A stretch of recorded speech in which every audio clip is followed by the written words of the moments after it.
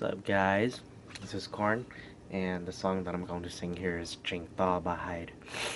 I have a bit of a stuffy nose, so just bear with me throughout this video. Thank you.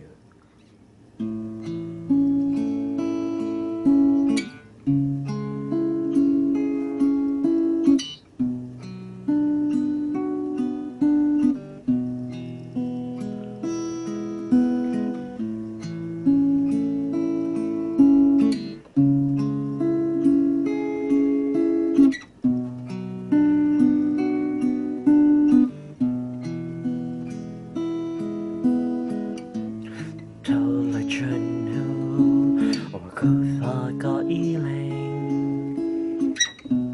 Thâu lại chân mơ, or cứ chinh hạ ta có. Xin đưa gần dài mơ, về cũng nhận đó của mùa. Chỉ muốn là lưu kia, về nữ tế ở trở là. Vì chỉ cứ chinh nhắm đến đó. Từ lúc có chinh nhắm đến đó. Giờ cái lúc chỉ mua nụ bò, dần đây một giá. Có bùa bao tu ta có mong một giá. Thọ cụ xa tia có đo lúa lư tu. Cụ kế lưu kế và đó cụ lưu chia lưu ta. Có bùa xa cho cụ tuổi nhọn bên nó. Vì giờ mơ chia thiên do có một từ. Nữ mơ chua chua rau. Thầu xa tia chỉ muốn nữ cả đó là.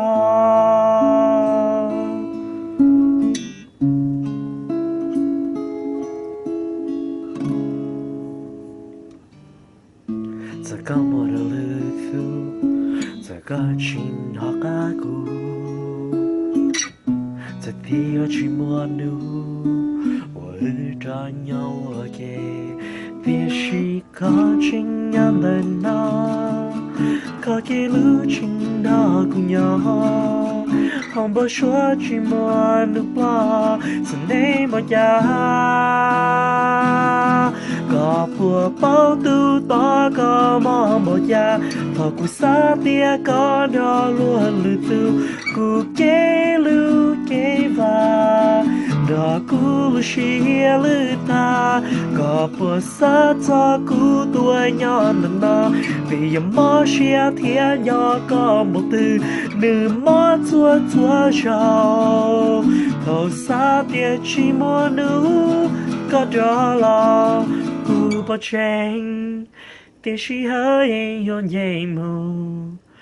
Yang lý ta kê lưu và chỉ muốn nữ đó là.